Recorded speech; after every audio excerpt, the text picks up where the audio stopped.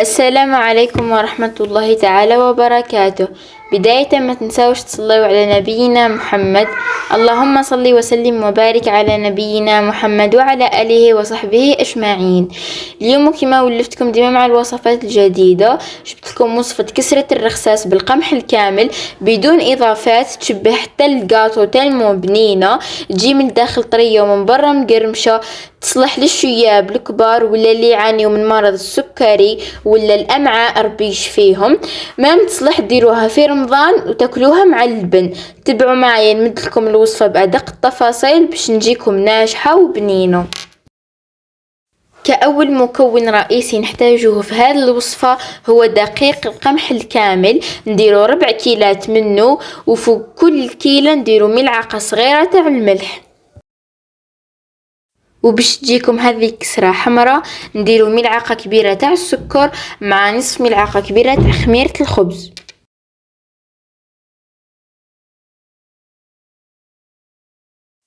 نديرو كاس تاع زيت نباتي ونبداو يعني كشغل ندخلوه في هذيك الكسرة، تمسحوها مليح بيديكم، تدخلوا فيها هذاك الزيت مليح، ومن بعد نبداو نلمو هذيك العجينة بالماء الدافي حتى تتشكل لكم عجينة طرية. وهنا نزيد شوية تاع السانوج مع شوية تاع الججلانية وشوية تاع الخشخاش. هاد المكونات كيما نعرفوا بزاف مفيدين للجسم ويقويو المناعة. وهنا ندخلو هذاك الزيت في الدقيق حتى يتشكل لكم خليط شوية ناشف.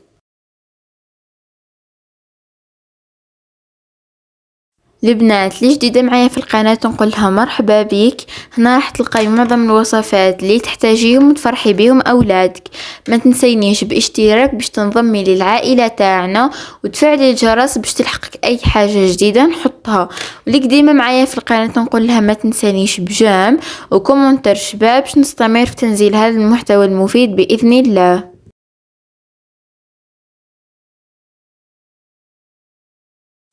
وهنا نبداو نضيفوا الماء تدريجيا، يعني تبقاو تلوحوا في الماء الدافئ بشوي حتى تتلم لكم العجينه.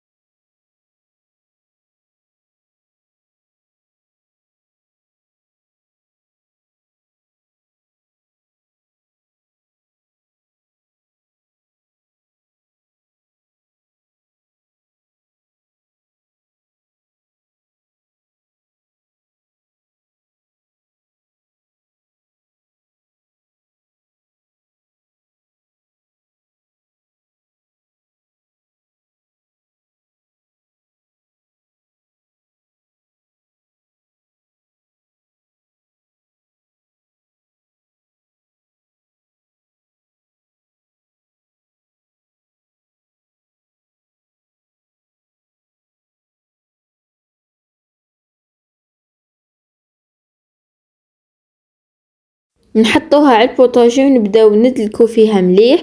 تبقاو تدلكوها كيما نعرفوا انه الكسره تحتاج الدلك، يعني دلكوها مليح باش تجيكم طريه وبنينه.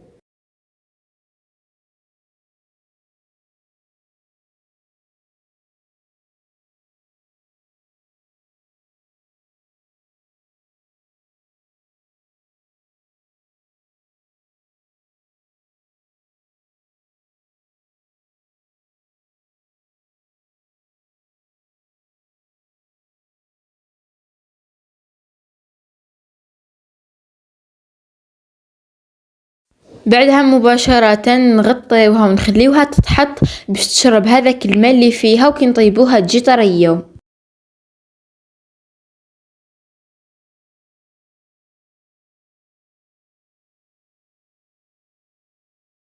وبعدها نقسموها على شكل 4 قرصات.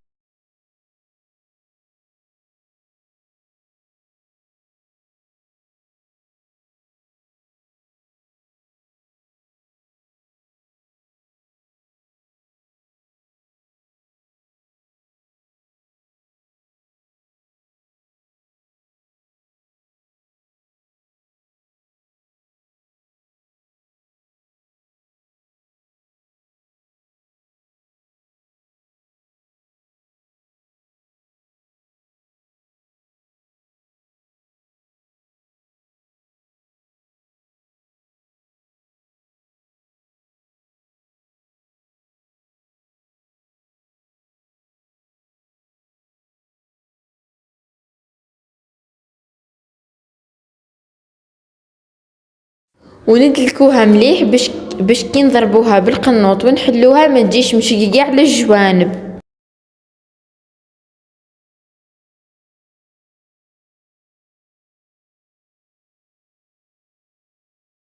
ومن بعد مباشرة نبداو نحلوها بالقنوط باش نحطوها طيب.